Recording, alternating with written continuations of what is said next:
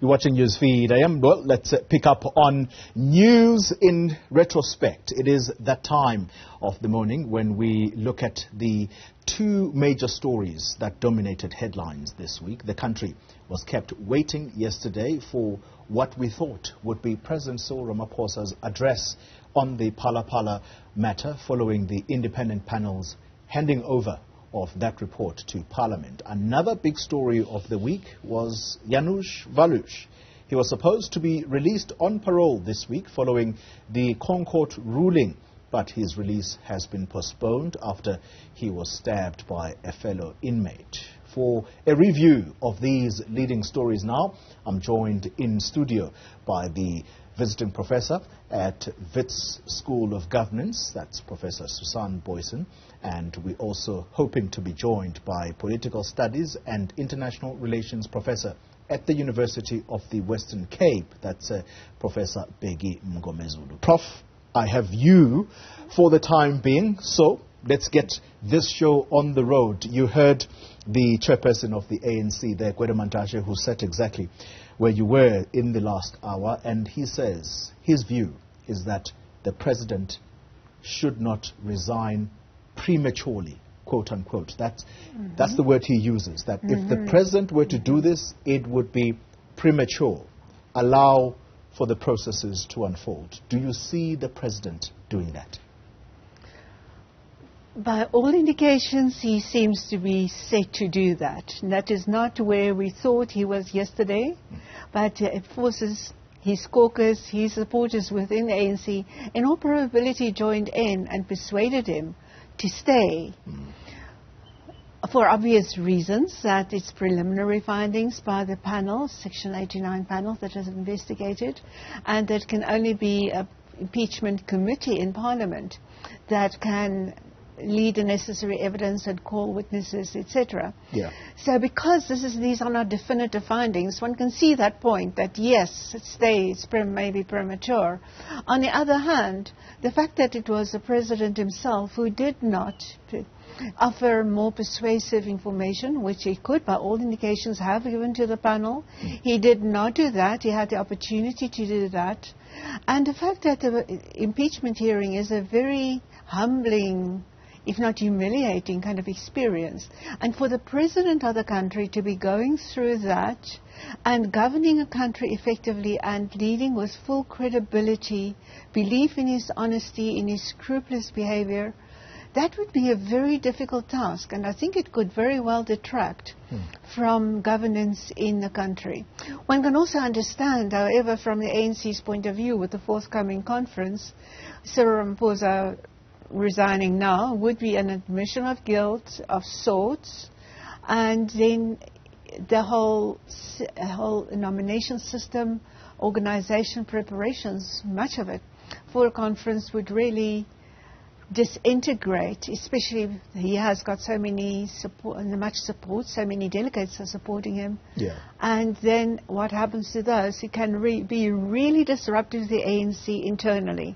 And the ANC Cyril Ramaphosa project, that could fail because they haven't got a stand-in for Cyril Ramaphosa with a similar comparable kind of stature.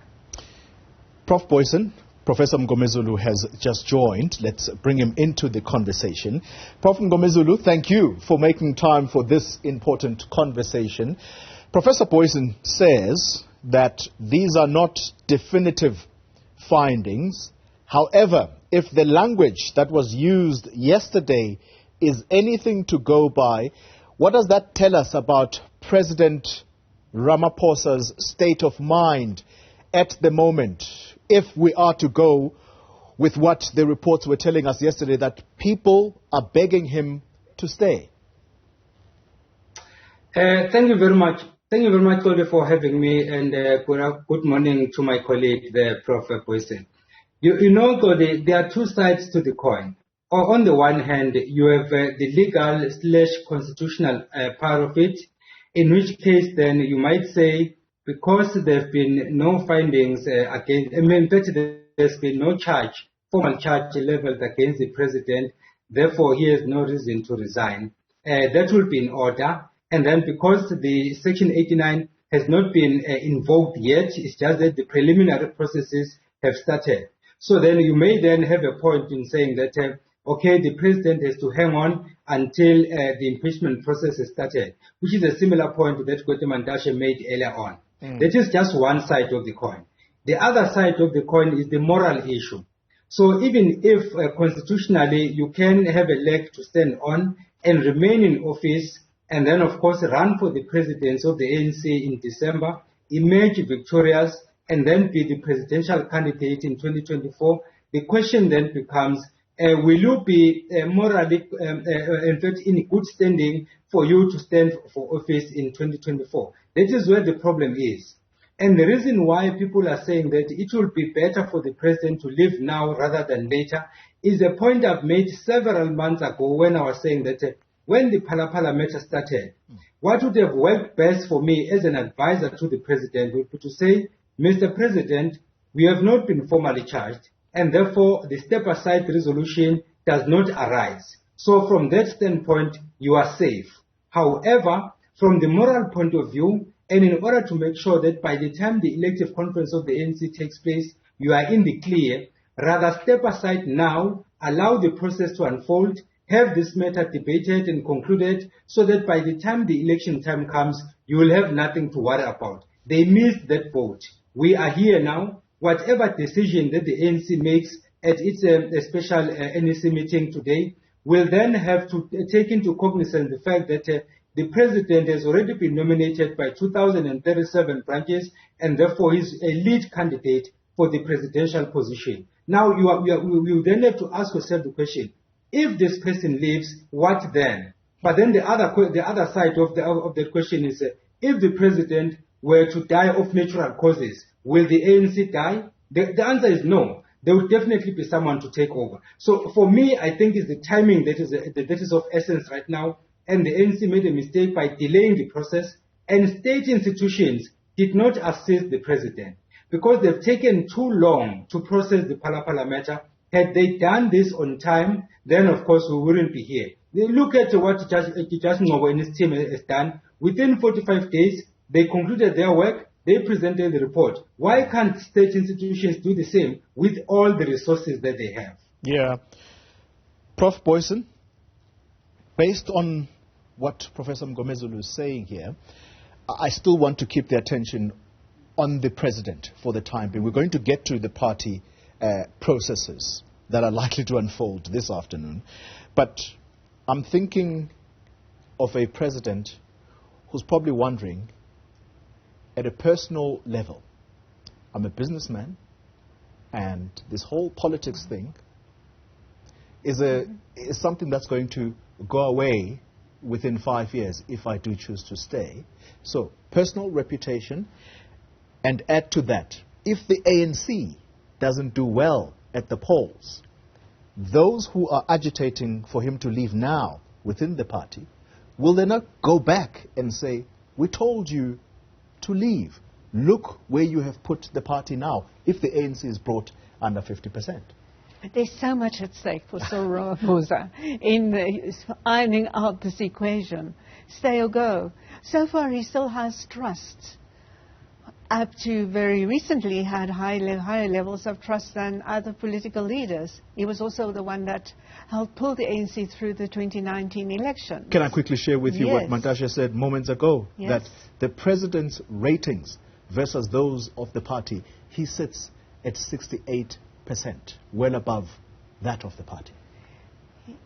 He has been well above the ANC for a long time, for a very long time. Jacob Zuma was lower. The ANC is still lower than the ANC. ANC still won those elections. I'm not sure Cyril Ramaphosa is at 68, not that high. But he is higher than the ANC. And that is always a big asset for any political party to go into election with a leader that pulls the party up rather than down. And so far, Ramaphosa has been maintaining that. If one listens to if I may call it a semi-outcry or a partial outcry in the last 24 hours, calling on Ramaphosa, stay, don't go, and because we will see that alternatives are probably worse than Ramaphosa. That we're not talking about a party now, but that is a serious indictment of the party. So Ramaphosa can be quite assured that even those who may say you didn't do well enough, you didn't pull up the party, you weren't good for the party, that Ramaphosa would probably still be better for the party than the other alternatives, especially for that part of the ANC that comes with serious corruption, baggage or allegations or innuendos, or all of the above, short of formal legal charges. We know very few ever emerge with formal legal charges. So Ramaphosa will probably be able to counter that argument. But it is going to be a grueling process for him to go through it. And opposition parties, of course, they are very well geared at this moment. This is manna from heaven for opposition parties. And irony is that when opposition parties mobilize, they mobilize effectively against the ANC closes ranks. So that will probably be one of the reasons why Ramaphosa can be led to believe by his supporters, senior supporters in the party at this time, that he can survive a parliamentary vote, that he can survive the NEC. And that's probably part of the ways they use to persuade him not to resign right now, because the baggage and all, and Phala Phala and all, he remains an asset, relative asset to the ANC. In fact, those are the words that were used by Mantashe, that he is an asset to the party as opposed to a liability. Professor Mngomezulu, let's then try and anticipate what will come out of the special NEC meeting. That meeting, how big... Sorry, Prof. How big is the voice?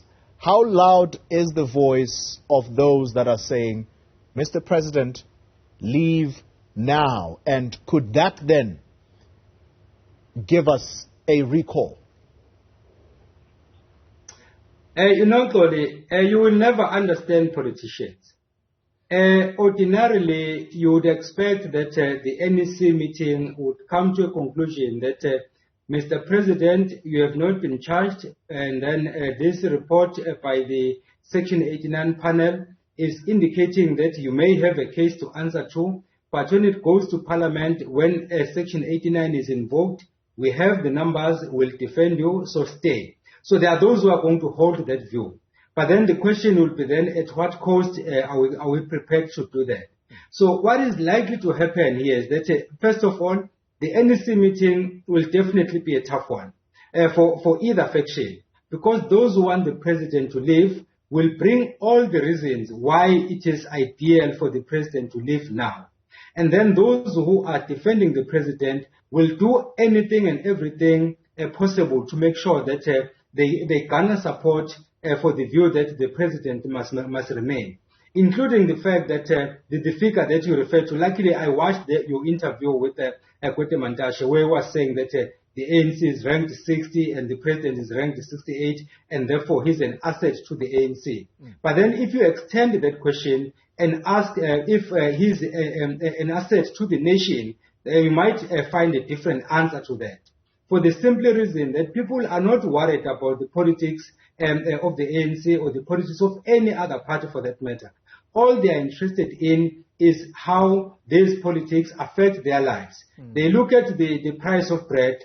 They look at the intermittent increases in petrol and diesel prices. They look at this ESCOM issue. They look at a lot of other issues. So whatever conclusion they arrive at is based on that. Unfortunately, we got our order wrong. As politicians, we say it's me first as a politician, it is the party second, and then it is the nation last. When in fact the opposite should be true. We should be thinking about the nation first, then the party, which is basically the party that is giving us the platform, and then ourselves as individuals. Until we get that order right, we are not likely to come up with rational decisions. So to answer your question, Kole, my view is that at this particular special NEC conference of the ANC, a special meeting of the NEC, there will definitely be tough talks on either side. But then you may find that because of the numbers, then the president might survive this one. And then when you go to the National Assembly, he might also survive for different reasons. One, there will be numbers from the ANC, although some will definitely vote on the opposite side. But then you would be surprised to find that there are opposition parties who will be happy to vote with the ANC to defend the president, not because they have confidence in the president, but because they are preparing for 2024. You may have heard some politicians saying that if the ANC were to go to the election in 2024, having President Ramaphosa as its presidential candidate, that will make their job easier. So then if you invoke Section 89, those people are most likely to vote for the president to remain, not because they like him, but because they have a bigger picture in mind that if he remains, then we'll have an easy sail come 2024.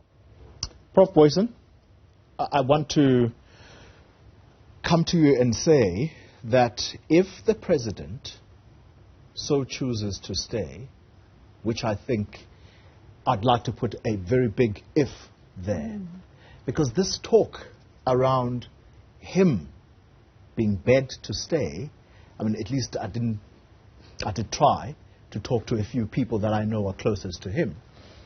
And the strong suggestion was there, Prof, that he is ready to call it a day. Who is a credible alternative that the ANC could give the party and by extension the nation to take over, at least in the interim? Or might the solution be in what the Democratic Alliance is suggesting?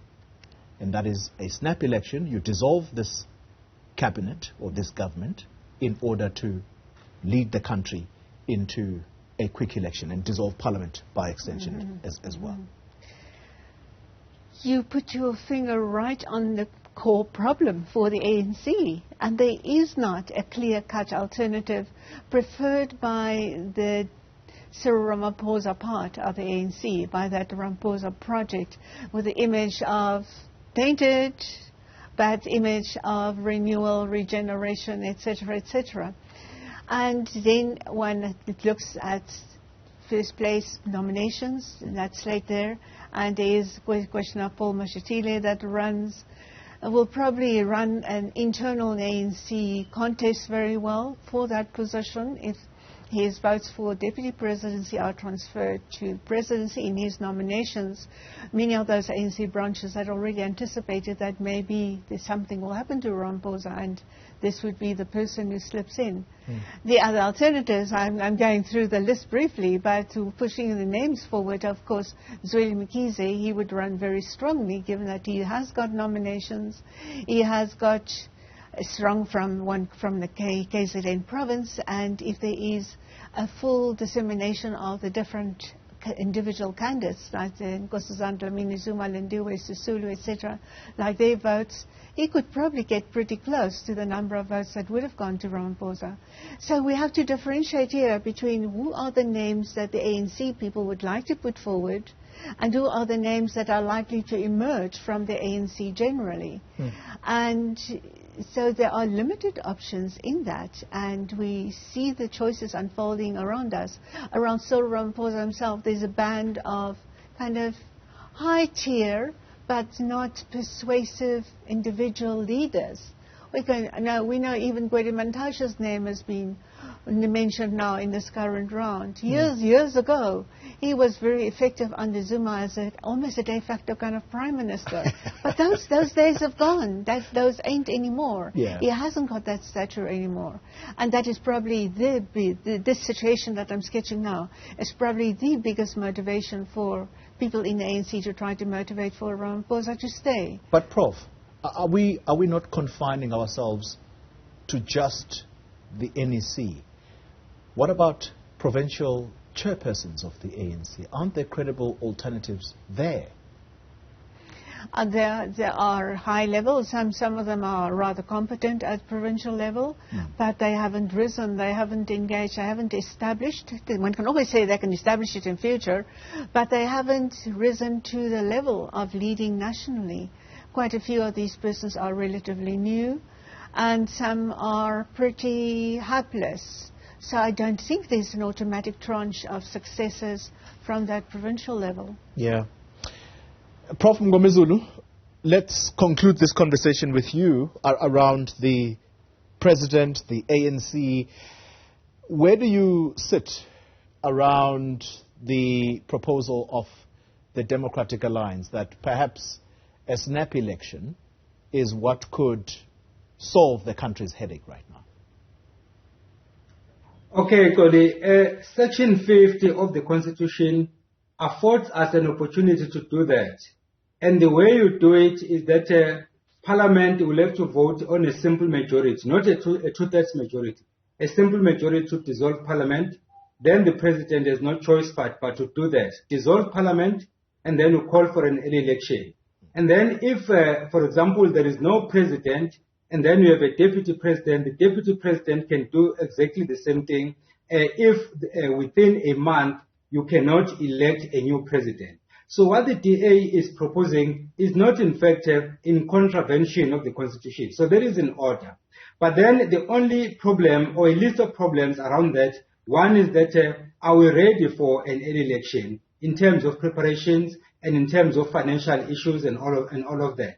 Then the next thing that is going to happen is that some political parties will cry foul and say that there was a call for an early election at the time when we're still discussing the issue of independent candidates. So then if you call for an early election, what are you going to do with that process of formalizing that independent candidate should run for election? But in principle and constitutionally, the DA is absolutely right. The other option is to invoke Section 102, which is much easier than Section 89, because Section 102 is the vote of no confidence. If you have vote of no confidence on the cabinet, then the process is clear. If you have a vote of no confidence on the president, the process is clear. And all you need there is a simple majority. Whereas in Section 89, you need a two-thirds majority, which currently is hard to get. Yeah. So I think then to answer a question in a very succinct manner, the DA's proposal is not out of line. They are in fact considering one of the many options that we have as a country right now. Let's transition then, Prof. Mngomezulu. And the reason I left this discussion late is that Prof. Booysen has expressed quite early on that she may not have a reason to give commentary around the imminent release of Janusz Walus. And so the reason you come in is because you have written an opinion piece, and with the heading, Janusz Walus' decision is an antithesis of South Africa's social cohesion and nation building. Tell us what it is that you are telling us there inside that piece. No, thanks, Colin. No, honestly speaking, I was deeply concerned about the decision of the Constitutional Court. And I asked a simple question. Are our judges human beings?